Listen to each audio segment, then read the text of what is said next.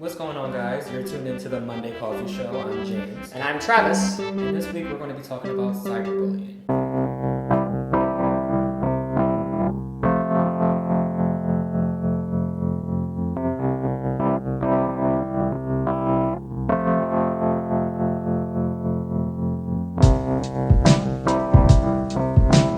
Cyberbullying is definitely a real thing that's happening. It was something that was starting, I want to say, when I was young. Maybe I just started hearing about it when I was young, but I want to say that I'm at the right age that, like, I was still in school as that was becoming a thing.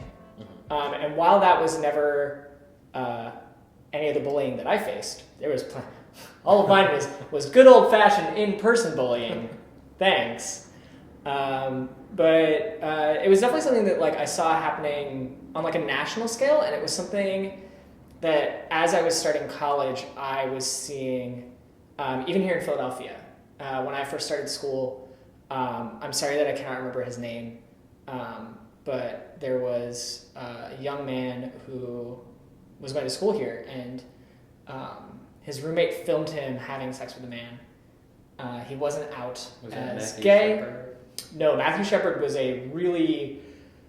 That is a story that I remember that is very, like, dark. He was the person who was, like, attacked, like at a farm, essentially.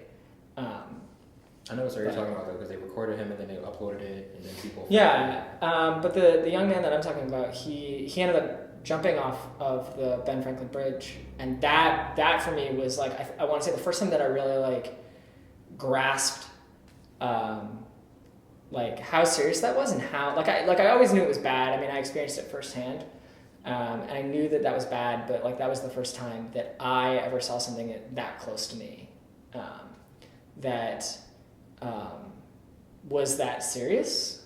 Before that, it kind of felt like a mythical thing, and then when I saw a landmark that I knew, like, you know that particular bridge and schools that were near here, that was a very important thing. I will actually include, like, a link to that story. I'll find one for that. Just, so we're respecting that, and also, it is still kind of a new thing, and adults have no idea how to handle it. Although, I will say, adults, in my experience, have had really bad trouble handling bullying in general. Yeah, for me, like, when I was in middle school, that's where I faced, like, most of my bullying, but teachers said that they wouldn't intervene because they didn't want to cause problems with the parents of both students. So they kind of just had this nonchalant, it'll go away kind of attitude. But, I mean, my parents were very much so, like, people can say whatever they want to say, but if somebody puts their hands on you, then put your hands back on them. So that's what I go by. But for me, cyberbullying, the first real instance that I saw how serious it was the Amanda Todd story. And I found out about that, like, a few years ago, and, like, I was watching the video, I honestly cried, because I was like, that was too much. And, like, I think was it one video or two that she made? Because I know she made the first one, and then people kept telling her, like, she should kill herself, and it was ridiculous, and people didn't help her. Yeah, I only ever saw the one. I remember exactly, but I don't remember if there was the second one, but I remember the one because, like, I think people our age would remember it. Just if you saw just a screenshot. I think it was the one video, but she said it happened to her twice, where she sent a guy, like, her pictures or whatever, and then he used it against her, and still ended up leaking them online. And I feel like some people have this mindset where they're like, oh, well, you should just toughen up. I mean, when it's something like that, where it's like somebody you think you can trust and then they do something so, like, sleazy, that's not okay. Like, my mouth can be vicious when it needs to be, but otherwise, cyberbullying is not my type of thing. A lot of people nowadays are just trolls, so they just say things just to get a reaction, but there are some, like, legit people who target people and they just non-stop harass them whenever they get a chance. And it can be a very tough thing to deal with because, and this is something that I've talked about even with some of the, like, adults in my life. It's weird. I'm no longer separate from these people. Like, I am now an adult. I have been an adult I worked in schools for 6 years, and, like, even the adults that I interact with now are, like, have this distinction of the internet and real life. Fun fact. The internet is real life. things that happen on the internet are real, even if they are not physical or, to use an internet slang term, in the meat space. If I called you a name on Twitter, that still happened. That still happened. So that is in real life, and there are still so many people, even who work in schools, who don't understand that. Who think that oh no, you can separate yourself from that. You can take a step back. You can the meme that I've seen is cyberbullying. How is that a thing? Just turn it off. But no, you shouldn't have to. That should in the same way that I should be able to walk down the street safely, and for the most part, as a dude, I can. I'm fine. In the same way that you should be able to walk through the street safely, you should be able to be in online spaces safely. It is our world. Yeah, and I mean, I'm very much the type of person who is not really the type to coddle somebody or tell them that they're playing victim or whatever, but I feel like some people, you do need to stand up for yourself at some point, or sometimes you need to kind of build up your self-esteem to be able to just ignore it, but you still shouldn't have to be okay, well, I'll just not be on Facebook or Twitter anymore, because that's still a part of your social life that you shouldn't have to lose because somebody wants to be an ass, basically. Yeah, and I mean, and there is something valid to not being on social media. Sometimes that can be much better for you, but that should be your choice to want to leave, to make your life better, not just less bad. Which is that that's a weird way of saying that, but I know plenty of people who don't use social media and they're very happy for it. But at the same time, if you want to use it, if those are spaces that you normally enjoy being in, you should be able to just exist in them.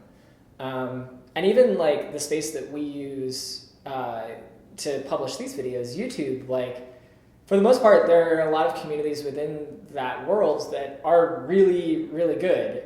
I can think of a few immediately, but I can also think of some that are horrible. Biggest one being any comment section ever. Generally bad. Don't read the comments. Don't read the comments.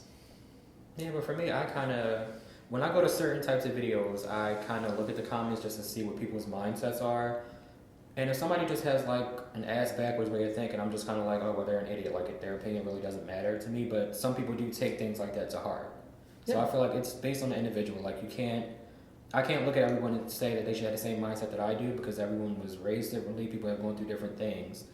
But I feel overall, I don't feel there should necessarily be a strict censorship, but I feel there should be more of an overall knowledge of how cyberbullying can actually affect people. Because when people tell people to kill themselves and if they actually go do it, you can be charged with crime. So you might want to watch that. I do think that a lot of people kind of write cyberbullying off as not actual bullying, and even with real bullying, they kind of see it well, you should stand up for yourself, which I do agree with.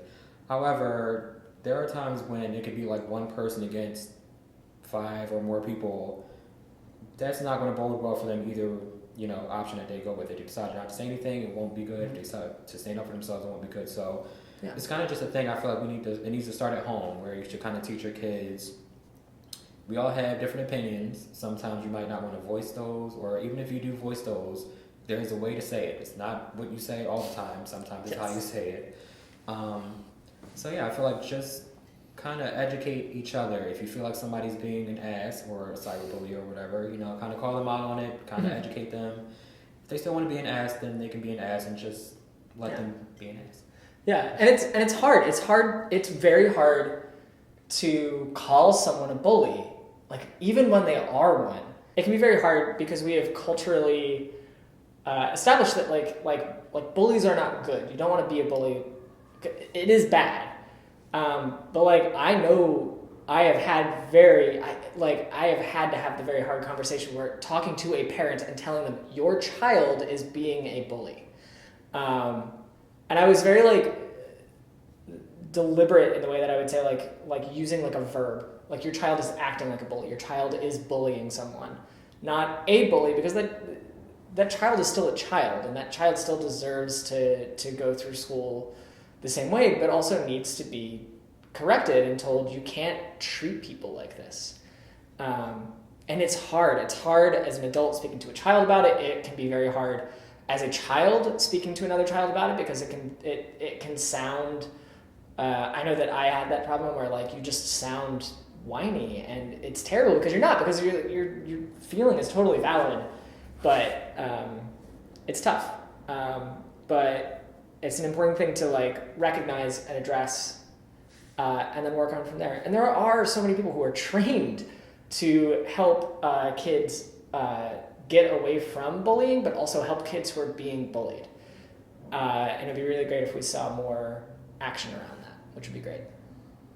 And disclaimer, while I'm not, a violent person, I do feel if somebody does put their hands on you, you have every right to tear their asses up, as far as I'm concerned. But if you're a lover, not a fighter, then, I don't think killing them with kindness always works. You can try it, but if not, take the first, option. Just saying. Yeah. And don't start a fight. Don't. But if someone hits you, defend yourself. Don't initiate it, but defend yourself. Yeah. Yeah. No, I mean, it's true. I've had my share of times where I had to defend myself. I don't like it. Getting hit sucks. Also, hitting sucks. I don't like it. I never into it. I haven't been in a fight since I was in the 8th grade. You see, I am a lover, not a fighter. However, I have that side of me that if it's tapped into, there's no talking, there's no resorting back from it.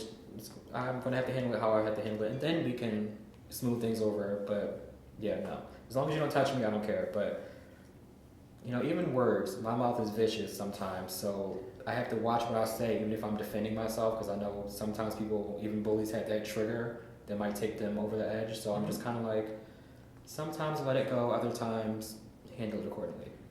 The moral of the story is, don't make James angry. And don't be an ass. That's the main thing. Yeah, and we can touch on this. We can definitely touch on this again in the future. I think this is something we both have a lot of feelings about. I'm sure that we both have read and learned a lot about in the different spaces that we've worked in. And also, we know people who are experts in this, so we can definitely bring them on as well to talk about this in the future.